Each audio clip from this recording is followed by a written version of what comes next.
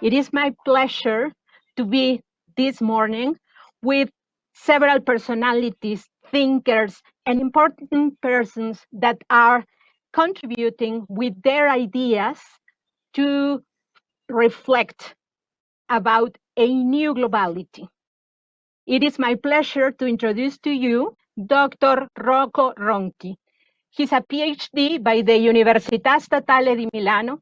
He's a professor at the Università degli Studi dell'Aquila di Abruzzo and the Institute of Applied Psychoanalytical Research in Milan. He's a scholar on communication and language and an authority on the work of Henri Bergson, and he collaborates with the RAI. It is also my pleasure to introduce to you the sociologist and philosopher Hartmut Rosa.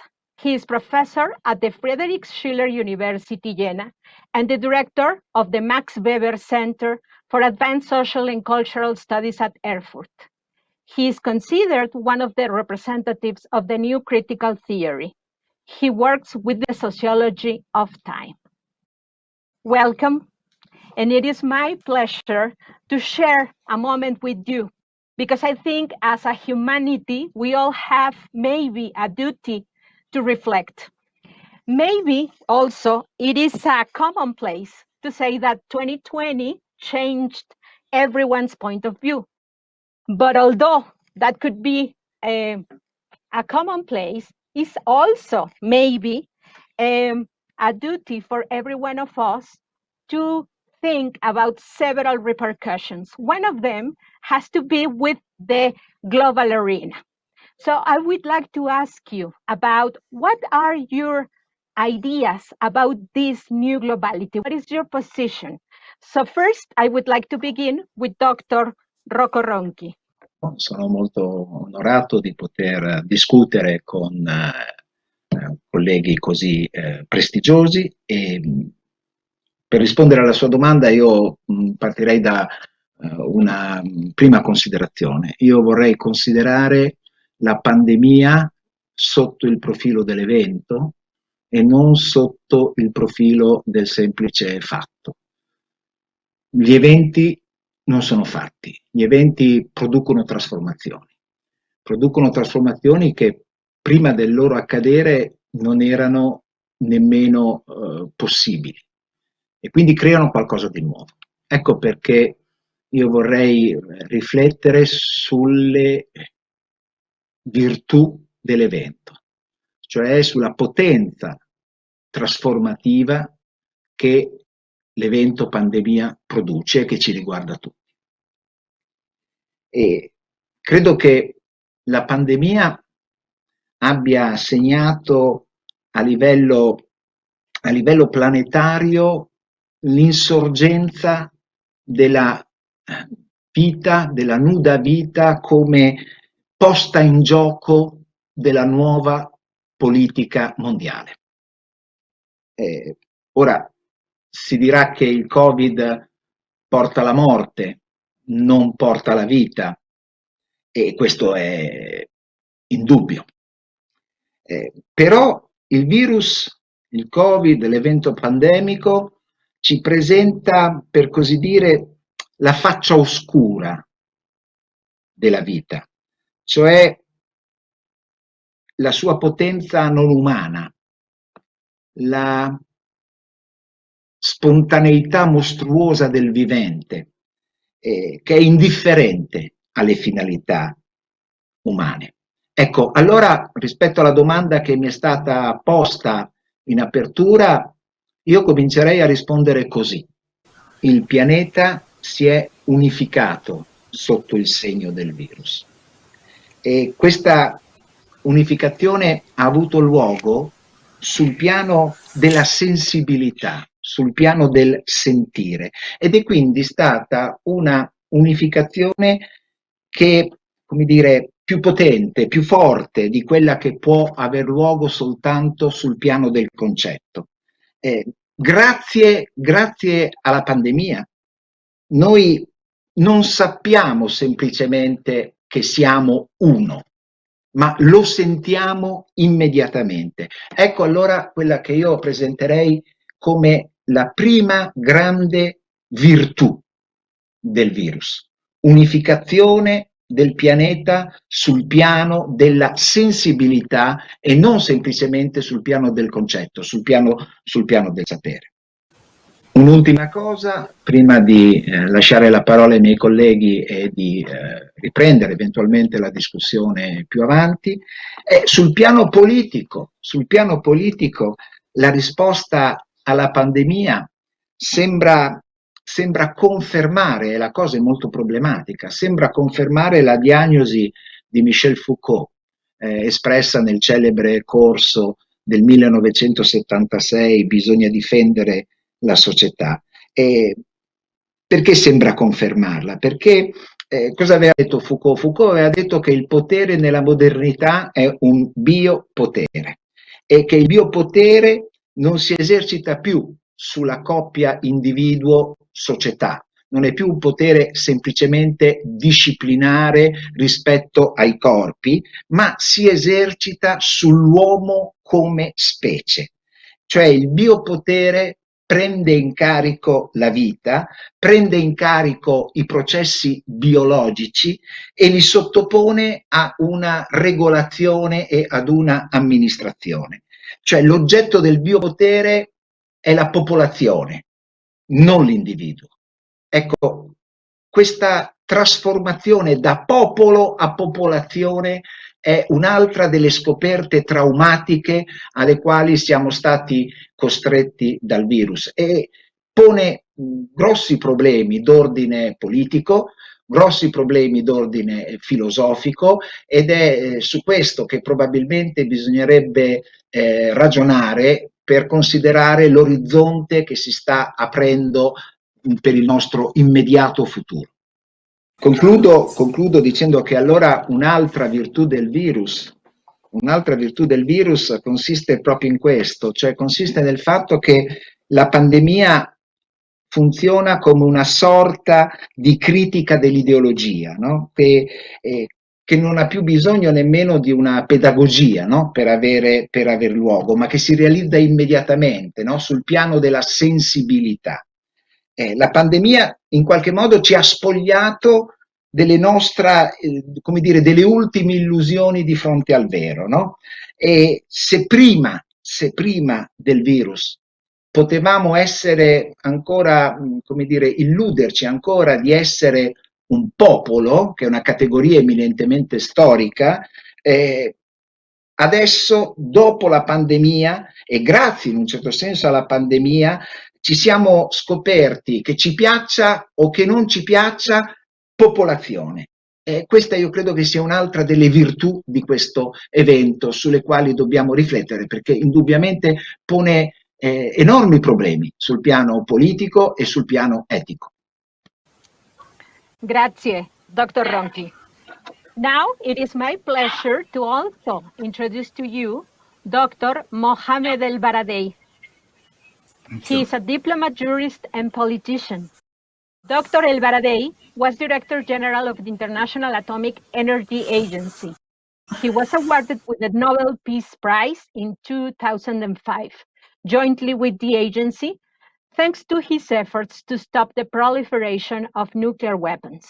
He served as Vice President of Egypt on interim basis on 2013.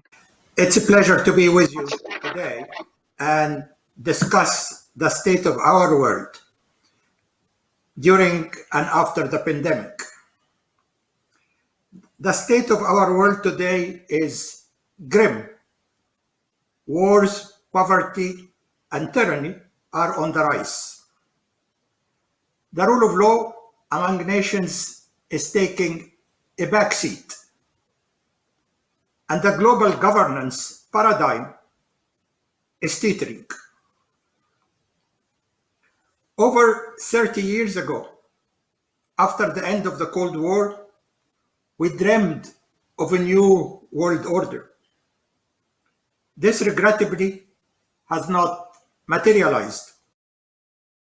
Most of the goals we set for ourselves to build a better world the Sustainable Development Goals, as we call them, would fall short of implementation by 2013. There exists a dichotomy between our rhetoric and our actions.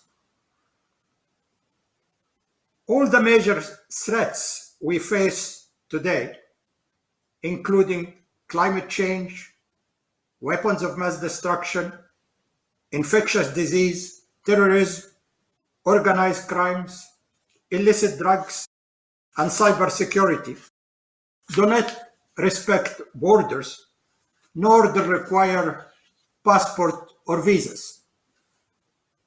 All are in urgent need of close international cooperation. The chaos of coping with the pandemic, as we see today, is a painful case in point. Despite this stark reality, platforms and institutions for international cooperation, such as the UN system of organizations, have been steadily eroding in recent years. The increasing polarization and paralysis, together with dwindling resources, have undermined their authority and diminished their effectiveness. We are, in my view, at a fork in the road. Do we work together as one human family that shares common fate, or do we continue on our separate ways, to each his own? If we opt for a sustainable road, we need to look at the big picture, take the long view, overcome our distrust, and try to reconcile our differences. Importantly, we need to alter our mindset to comprehend that basic values like human dignity, equality, and justice, in short supply today, are not just ethical, but are key to our common survival. And we also need to understand that subscribing to these values will not be accomplished by a zero-sum mentality, and will not go a long way if we prioritize geostrategic and economic interests over human life. Our recent record with respect to the treatment of refugees, respect of international humanitarian law, caring for the poor, or coming to the rescue of the persecuted is dismal and callous. We need to fix a broken and dangerous collective security system, epitomized by the dysfunctional Security Council. Demonizing the other and reliance on military power should give way to building trust through dialogue as we confront our common threats. Two colossal threats are of significant urgency because of their current or potential damage, which is irreversible: climate change and the nuclear arms race, anchored in the insane doctrine of mutual assured destruction, MAD as we call it. Our definition of security should expand beyond protecting borders to encompass human security, the raison d'etre of the state, making sure that basic human needs such as food, health, education, and employment are reliably met for all. Policies like universal basic income and wealth tax to attain some social justice could go a long way towards advancing these goals. Poverty, inequality, corruption are fodder for populism and authoritarianism. The discontent is bolstered by rising distrust in the political class, state capture by a wealthy elite or a special interest groups, and the feeling of many that they are not adequately represented and their voices are not being heard. The vicious onslaught of populism and authoritarianism on democracy requires policies to protect the democratic processes and efforts to calibrate the balance between direct and representative democracy. The blatant violation of human rights, such as the crackdown on journalists and dissidents, the persecution of ethnic and religious minorities, and extrajudicial killings, to name a few, are often met with empty expressions of concern. These violations must be brought to the top of international agenda if we are to maintain a modicum of humanity. We need to restore legitimacy and effectiveness to national and international institutions to avoid regression into isolationism and to address globalization's downsides. We need to tear down the walls that separate us, physical and mental. We need to embark on a cross-cultural dialogue to understand where each is coming from. An engaged civil society is essential in all this, and access to accurate information, not fake news, is vital. The recent mobilization led by young people to protect the environment provides hope and optimism that we can fix the broken paradigm, rendering it humane, just, and sustainable for all. Thank you, Dr. Hartmut Rosa. Please. I mean, this. I really believe it's true that the virus put us in a new state of globality, right? In a new way of being together in this world, but also in a new way of being separate. It's very interesting, right? While on the one hand, we are in a very similar situation, we are very distinct, right? Because we cannot travel to each other, we cannot see each other. So on the one hand, the world has grown much more distinct, much more separate than it was before the virus. But on the other hand, it has become much more joint, because I think what the virus has done really is created a really unique situation, which we did not have, maybe we never had before in the world, or maybe in the Second World War or something. Namely, it created a kind of joint attention on an almost global sphere, or actually on the global sphere, right? Wherever you go now, whenever you can check the media in New Zealand, in Australia, in Japan, or in China, in Mexico, or in Brazil, or in Argentina, or wherever you look, or in Kenya, in Egypt, the focus, the attention is on the virus, on Corona, right? And it's not just a joint attention worldwide. Humanity is threatened by a new virus. But it's also joint emotion, right? Because it's this emotion of a threat. Something is threatening us, right? Something is endangering our way of living. So we have almost in some sense, joint attention and joint emotion. I mean, the World Soccer Football Championship did something similar, but only for soccer fans, right? And not in all parts of the world. But the virus really has created all kind of global consciousness and a global emotion, and also kind of, on one hand, you could say joint reaction, because everywhere in the world you now see people wearing masks, right? And you have the rules of social distancing. And actually we also had the closing of borders. So of course that indicates it's not joint reaction, it's similar reaction on a very non-joint level, right? I think we have, as we have heard before with Dr. ElBaradei and Dr. Ronchi, there is also kind of very nationalistic reaction, right? So on the one, so the reaction to this global problem, right, is very nationalistic closing. So borders closed, and connections closed, and reactions were very egoistic and nationalistic.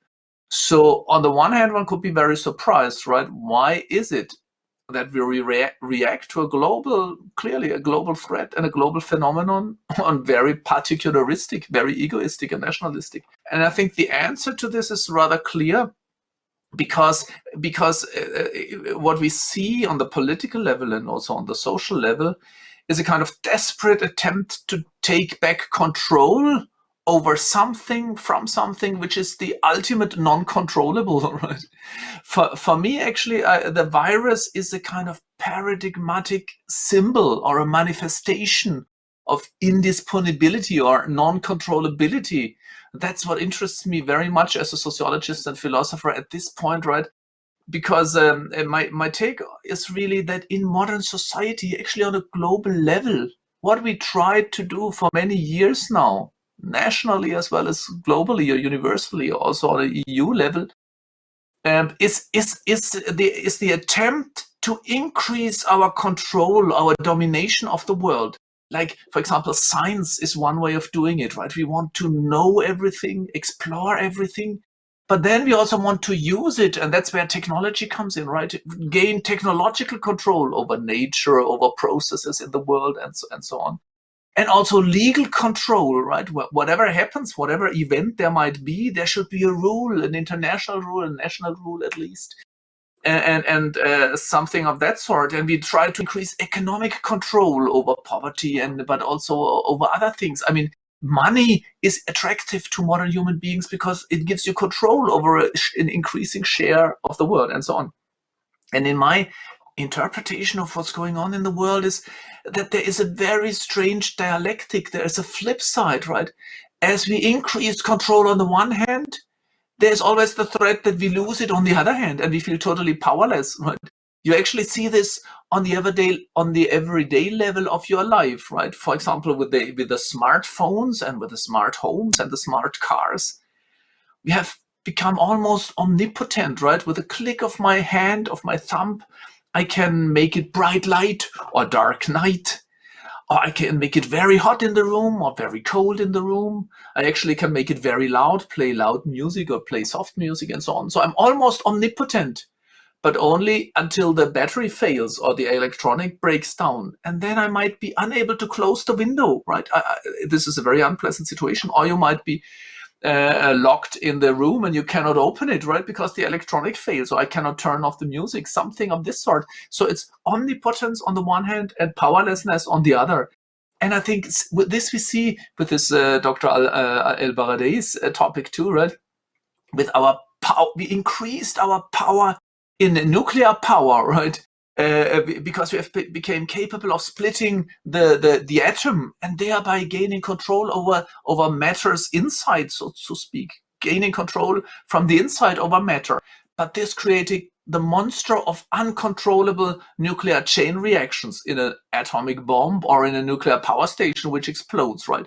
So the almost omnipotence, we can control it from the inside, created powerlessness on the other hand. We are the victims. And by the way, I mean, this is the case for all of our relationship towards nature. Modernity, for me, in my interpretation of it, means or has meant to increase our power over nature. We can use it. We extract all the resources from the interior of matter, of nature, of Mother Earth, right? And we control it, we explore it, we use it in very many ways, and thereby, as we have become almost omnipotent over nature, we destroy it, and then we are threatened to be destroyed by the reaction of it in global warming, for example, right, in the ecological disaster we are facing. So it's always omnipotence and powerlessness, which is the diametrical opposition, and we increase always both. And I believe, and that's the final point I want to make, even with respect to the democratic or the political crisis we fail all over the world. You see exactly the same dialectical opposition, that on the one hand, there is the promise of popular sovereignty. All power should be with the people. That's the promise of modern politics, of sovereignty, and also of democracy, right? It should be we, the people, who have control of our conditions of life. But then we experience that it's not us who controls the way we live. It's the financial markets, for example, right? It's the dynamics of scientific technological developments, and even the proper logic of the media, which we can no longer control. And the right-wing populists all over the world, I would really claim, from Donald Trump to Bolsonaro to Modi in India, or Duterte in the Philippines, or Boris Johnson in England, they promised to take back control. That was the Brexit slogan, take back control. It's the promise that we can politically rule and dominate the world. And I think COVID makes it very clear to us that this is an illusion. There can be no complete control over the world.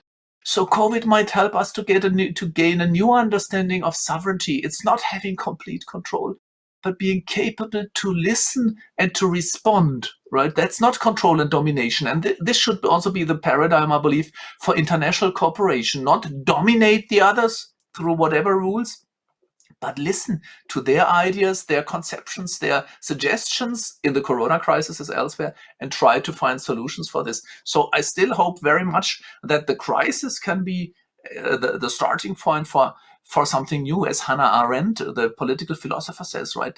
The human beings have the capacity of natality, start anew, and it would be great if new globality meant having a new way of finding a new way of being in this world together, politically and culturally, and all other aspects also. Thanks a lot. I'd like to make a couple of comments on what I heard by my colleagues. One is that it is true, as Professor Ronchi mentioned, that now we feel one, that we all feel the bond we have. But the problem that we are not acting on this conviction, at least governments are not acting on this conviction. The chaos, as I just mentioned, in dealing with the pandemic, shot in the dark everywhere in the world, is not very helpful. Professor Rosa also mentioned rightly that we are very powerful and also at the same time very vulnerable. And this is true. With the technology, with the new technology we have today, the choices that we have to make are in many cases fatal. If we don't care of the climate environment, if we don't get rid of nuclear weapons, we'll self-destruct. So it is a question is, yes, we do have the power, but the responsibility on our shoulders to make the right choices is absolutely awesome right now. It's also, as he said, we all know that we need to work together, to think that we are one, but we are far from that. If we look at how we react if somebody dies in Congo, for example, or in Vienna, where I am, the reaction is completely different. The sense of equity is not there. The sense of oneness is not there. So we know as people that there's a lot what we have to do, but whether we're going to, after the pandemic, after we get the shot of the vaccine, continue to be to business as usual, or are we going to listen or learn some of the lessons, which are basic? It's not rocket science, that we are either going to live together or we fail one after the other. This is the basic question. And I'm not sure, learning from history, that we will quickly grasp the lesson we have learned. My fear, unless civil society mobilize, unless people start to speak up, that the paradigm right now is not the right one, that we need to have a new completely paradigm based on equity, cooperation. That's really the responsibility of the civic society. I'm not sure that the leader of the world today, as I see them at least, are capable of doing that. They are blinkered, they are short-sighted, and they don't have the vision that is required to pull us from where we are today and move us into a different, brighter horizon. And several ideas have come forth maybe one position in common, and it deals with the idea of collaboration, of population, of the plural side of being, but not the singular. So I think that an idea that is in common, if you agree with me, is the idea of the humanity as a whole, the idea of pluralism, the idea of collectivity versus the old idea of modernity of the individual as the measure of all things. But maybe now the measure of our humanity, of our safety, is the collaboration, is the unification of the planet. What do you think about this? Who would like to start? Yes, please, Dr. Rosa. I think this is very important, and we really have to think about the way, how could such a collaboration work? How could it come about, really? And I really think I have a very simple idea, namely that everyone wants to have a voice in this world and in this global cooperation, which hopefully should come about. But I really think it's very important that it's not enough that everyone has a voice. Everyone also needs to have ears to really listen to the others. I really believe, in the national democracies, as on the global level, everyone is convinced that he or she does not have enough of a voice, right?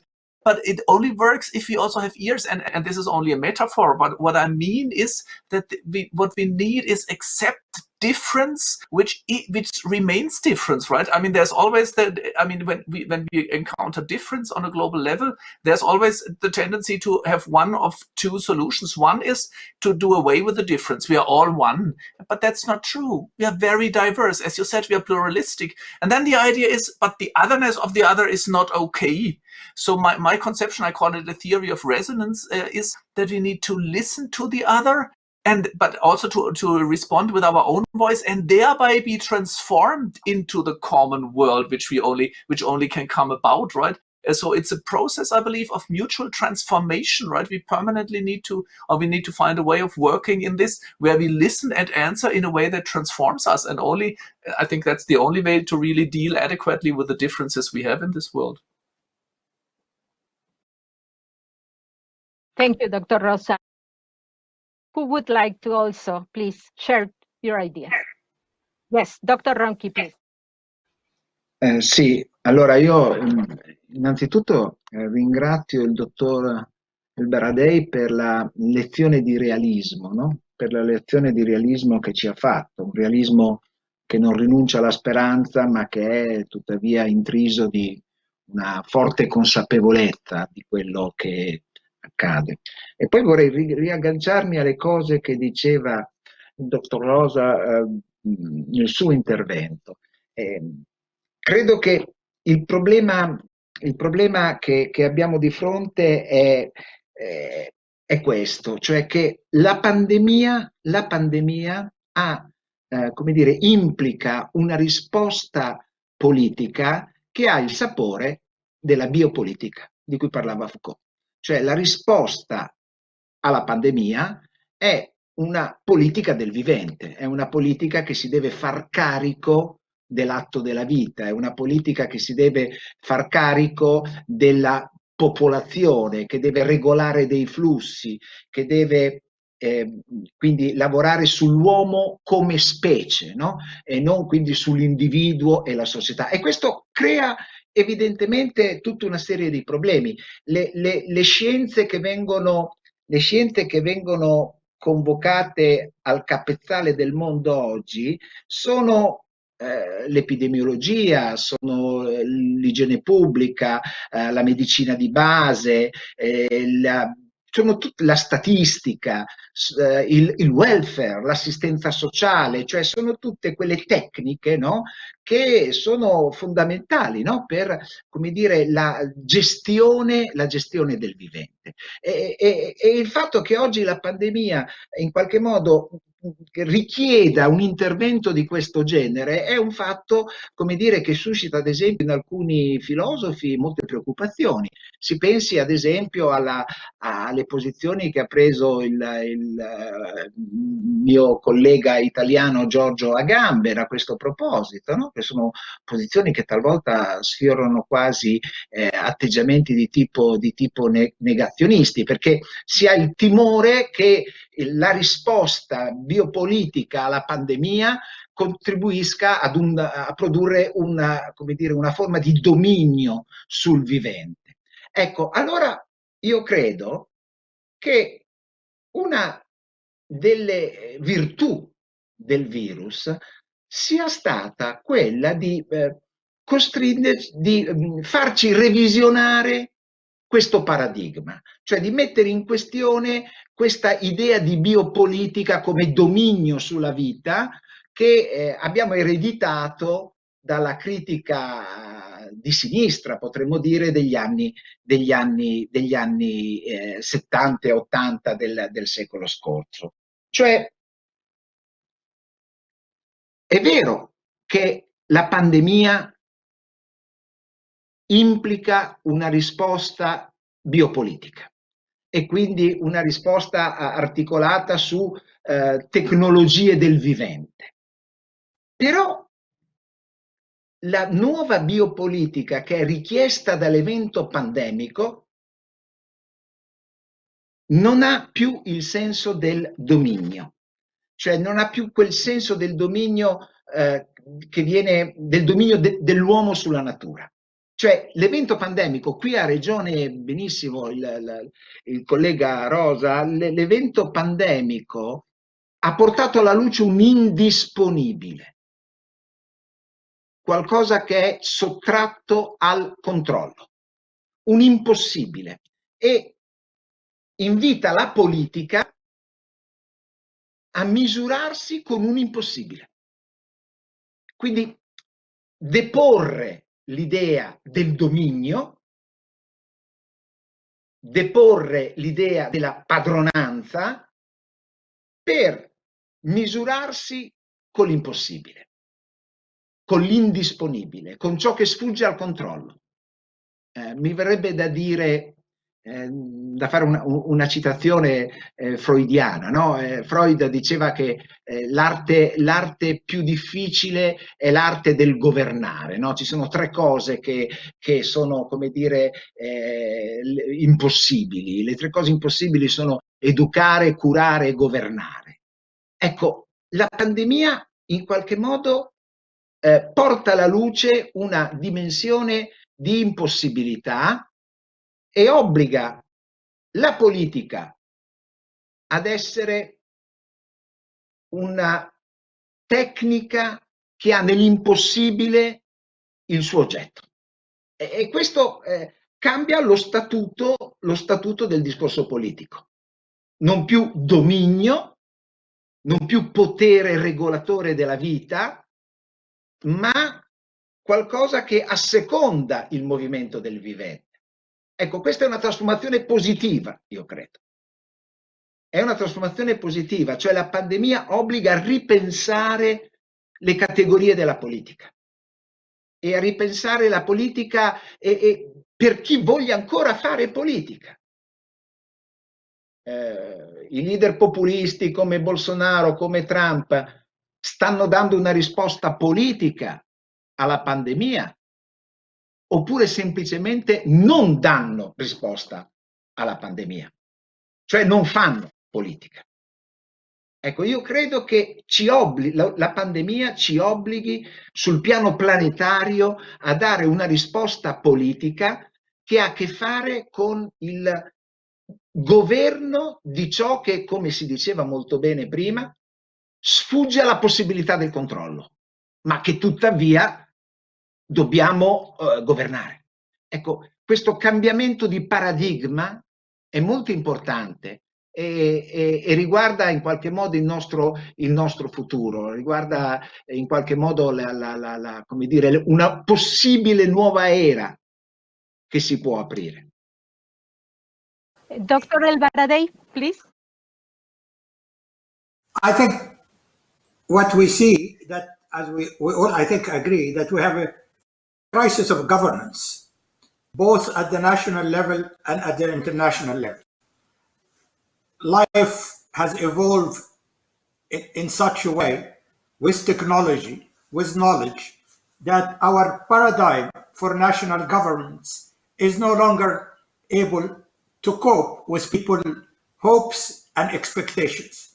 There's a lot of disenchantment right now, that people feel, as mentioned, that they are not adequately represented, that their voices are not being heard.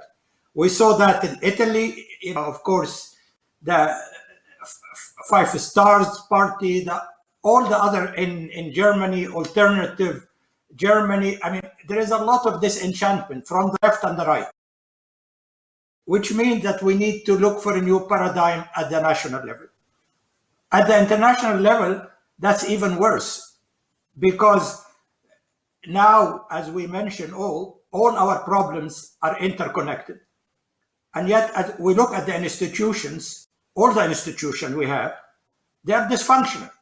They don't have the resources, they don't have the authority, and the mentality of the participant that is still what is in it for me. It's not that what we can do together, not understanding that without working together, we're going nowhere. So, but how, I mean, the question, of course, that we all agree to that, how we start in embarking on a new paradigm. Is it top-down approach or is it bottom-up approach? I think it's frankly, to me, it's a bottom-up approach. I don't have right now much confidence in the current leadership around the world. I mean, look what's happening at the US right now. I mean, it makes you depressed. It is acting like a banana republic. This is the bastion of democracy.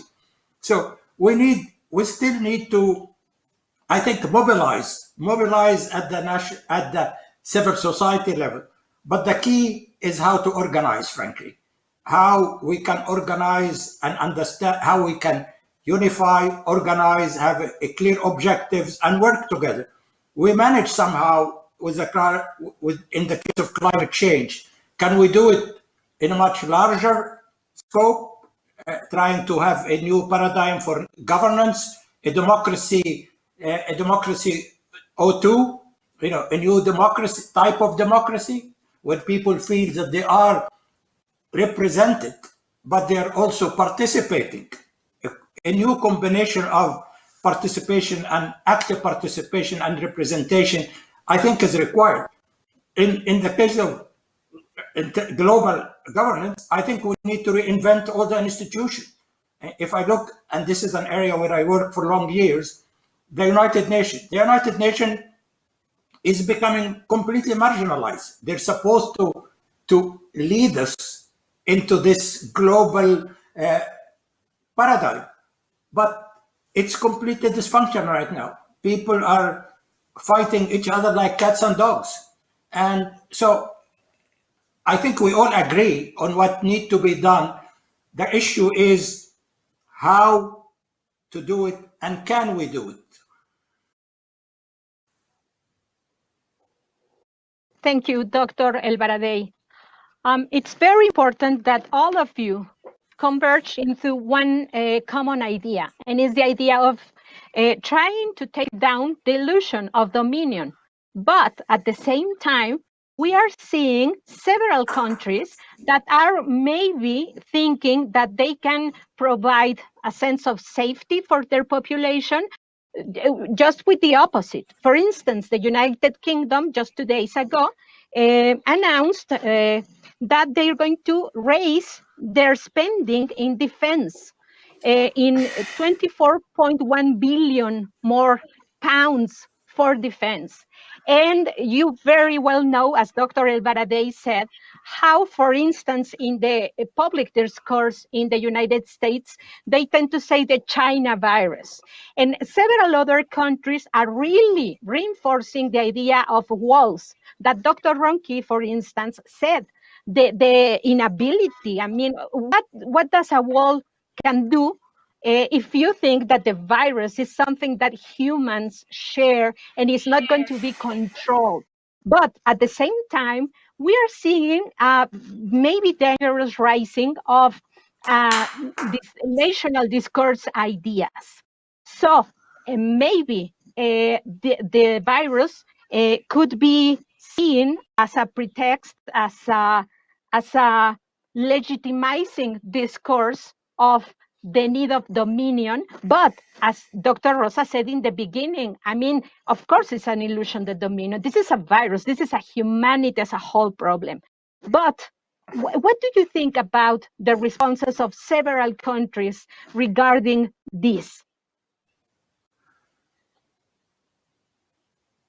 For me? Yes, please, Dr. ElBaradei. Well, the response is depressing. I mean, if you look around how we have coped with the virus, it's completely shot in the dark. Everyone is doing. If you look at Italy, how they are coping, comparing with Spain, comparing with Germany, South Korea, the US, everybody, there is no unified approach. I mean, this is a virus. As Professor Ronchi said, it affects every single one of us. Black, white, and red. And yet we are not able to work together to cope with a virus that's threatening a good chunk of our humanity. I mean, this is not political, yet somehow we politicized it.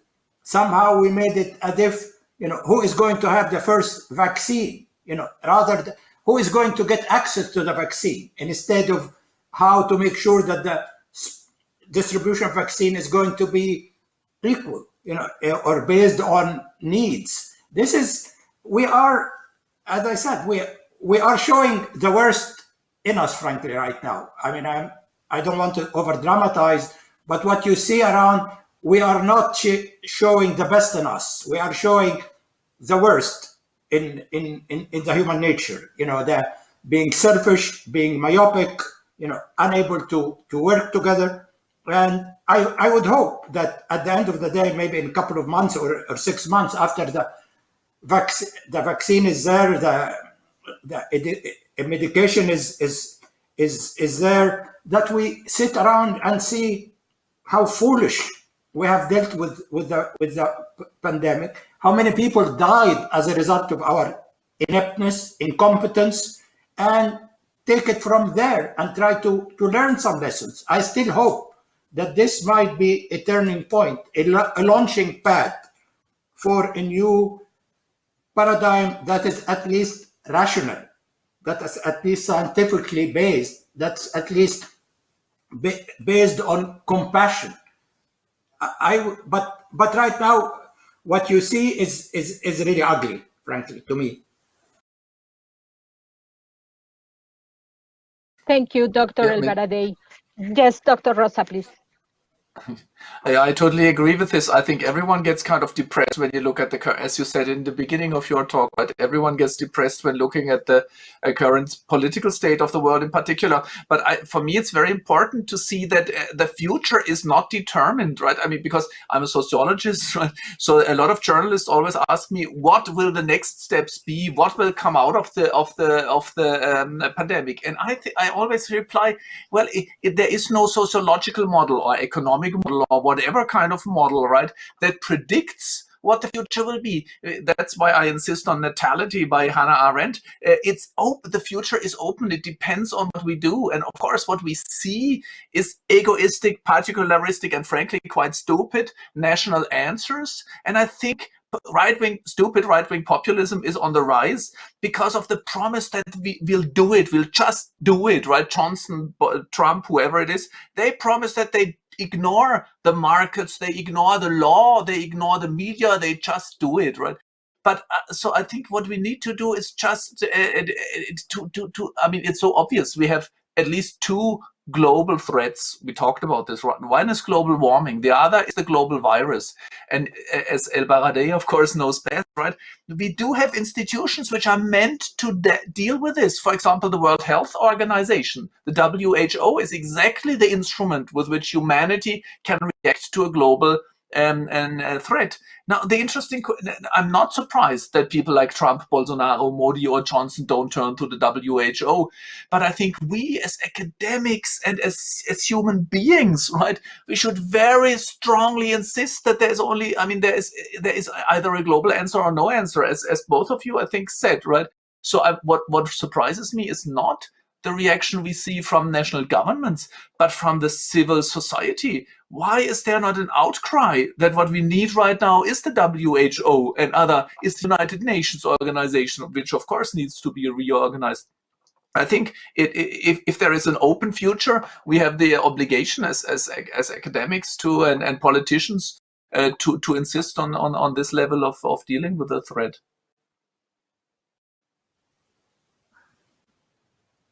Thank you. Dr. Ronchi.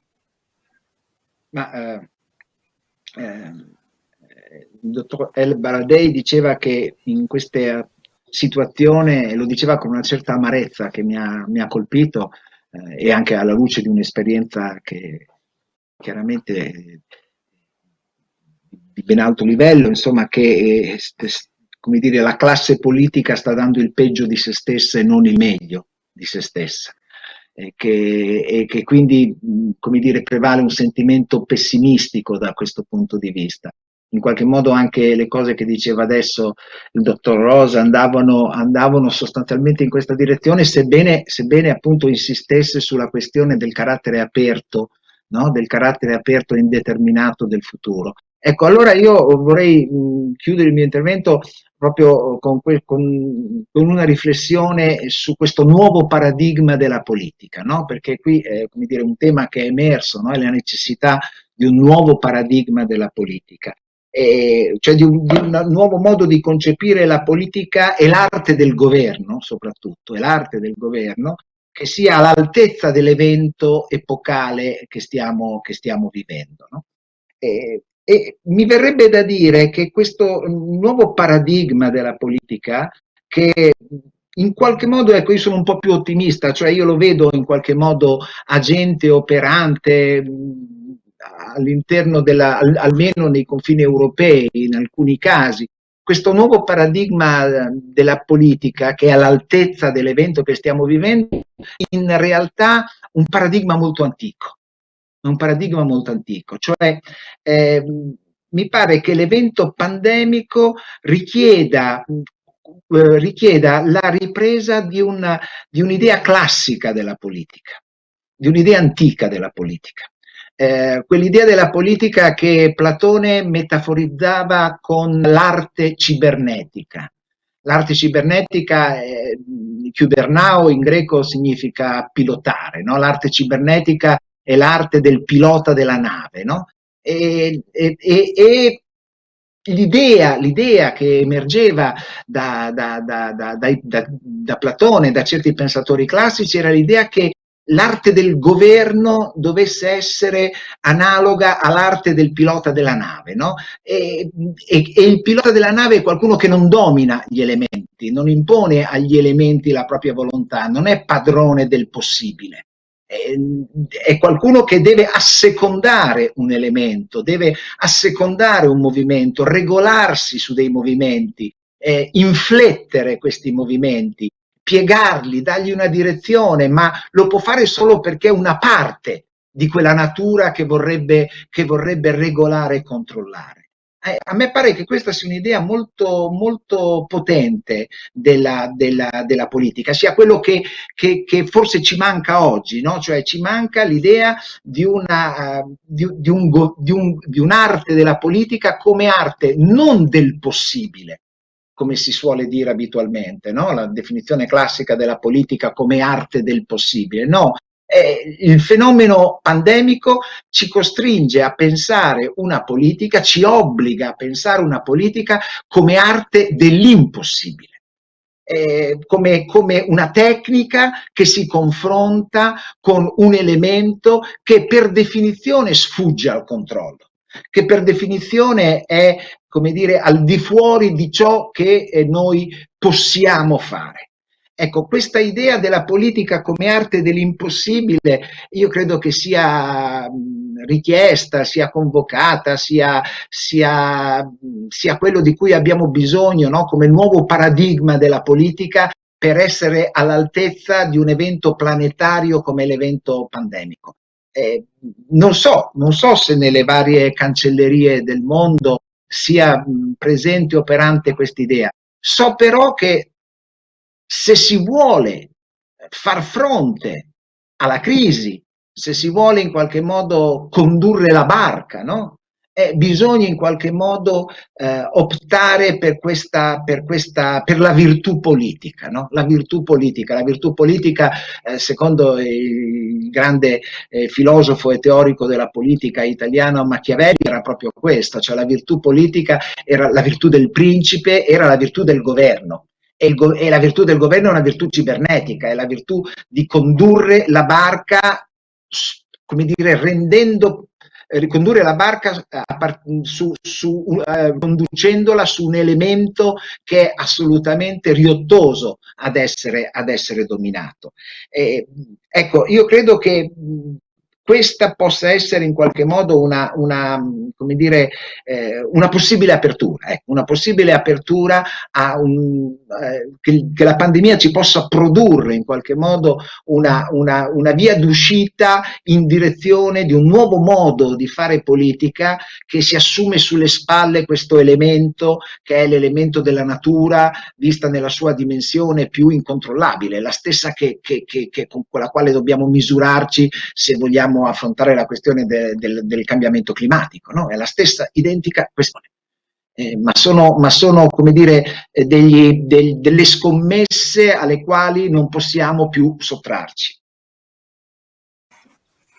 I think we are on the verge of something new. I think we agree that we are on the verge of something new. As Antonio Gramsci mentioned, I think at one point, that the old is dying, but the new is not born yet. I think that's really where we are. You know, it's an area which is dangerous area because the old is on its way out, but the new is not there yet. I also, should end with some note of optimism. I think Professor Rosa referred to Hannah Arendt, who said that we can have a new start, or the future is open for us, and I think that's correct. We can completely forget the past and just embark on a new beginning. Just a question, as I said, how to organize, how to start. I think that's a challenge that is facing all of us. Politicians, lawyers, philosophers. How to move into a new, better, humane paradigm. Thank you, Dr. ElBaradei. You brilliantly summarized up their ideas. I would like to thank the three of you for your time, your patience, and your generosity, for sharing your ideas with the whole people. Thank you very much and have a good afternoon.